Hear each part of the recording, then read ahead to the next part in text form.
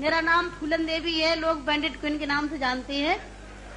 और हमें पता नहीं था कि इतना संघर्ष करने के बाद हम जिंदा रहेंगे और आज आप सबके बीच में भी पहुंचेंगे, इतना मान सम्मान भी हम पाएंगे, ये हमने कभी नहीं सोचा था।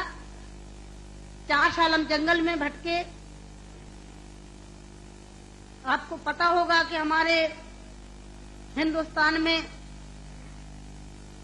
नहीं कहना चाहिए ऐसे मौके पर, कहूंगी, बताऊंगी जो मेरे पे बीती है, कि हमारे सामंतशाही लोग, पैसे वाले लोग, और खासकर मैं जात का नाम लूंगी तो लोग कहेंगे दुबई में जाके जात पुकारी रहेगी। ऐसे ऊंची जाति के लोग जो जात पात को मानते हैं, हम जैसे गरीबों को, दलितों को, दबे कुचलों को, अल्पसंख्यकों को एकदम ये सोचते हैं जी कीड़े मकोड़े हैं, जी इंसान नहीं है। तो उन लोगों को मैंने बताया कि मैं इंसान हूं, अगर हमें तुम मारोगे तो हम भी चुप नहीं बैठेंगे, हम भी जवाब देंगे। और इसलिए मैंने कई दफे सोचा कि मैं आत्महत्या कर लूं, मर जाऊं, पर मैंने सोचा कि मरती तो हजारों लड़कियां रोज हैं। बताओ, हमें डाकू के नाम से जानते हैं लोग, डाकू, फूलन देवी डाकू। बताओ, मेरी 4 हाथ पैर हैं। कहते चम्मिल घाटी की है, चम्मिल घाटी की। चम्मिल घाटी मेरी माँ बाप है। अरे मैं माँ बाप से पैदा हुई हूँ।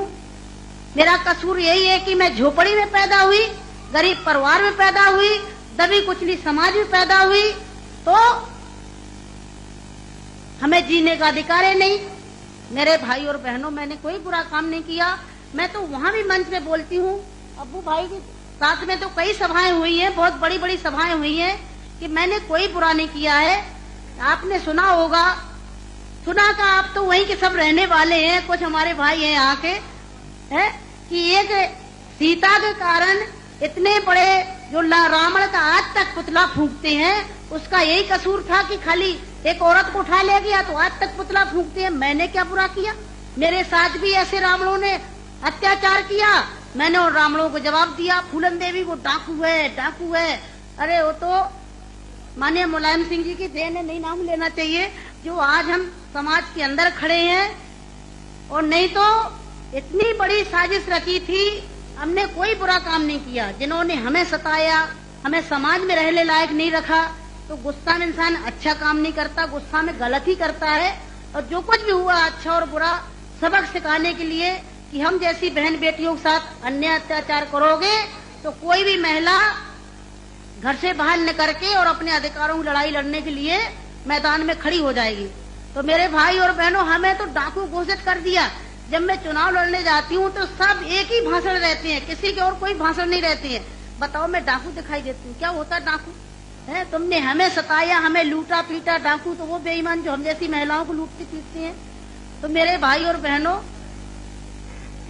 4 साल में जंगल में भटकी, 11 साल में जेल में रही, और जेल में भी हमें पागलों के साथ रखा गया था।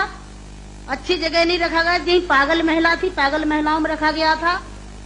11 साल तक हमें जेल में रखने के बाद कोर्ट में पेश नहीं करा गया। और जब जेल से छोड़े गए तो बहुत बड़ा हमारे हिंदुस्तान में तूफान आया कि इतनी बड़ी डाकू को छोड़ दिया गया, बहुत बड़ा अन्याय हुआ। बस आप सबका प्यार था, आशीर्वाद था, कुछ ऊपर वाले की भी दुआ थी, जो आज आप सबके बीच में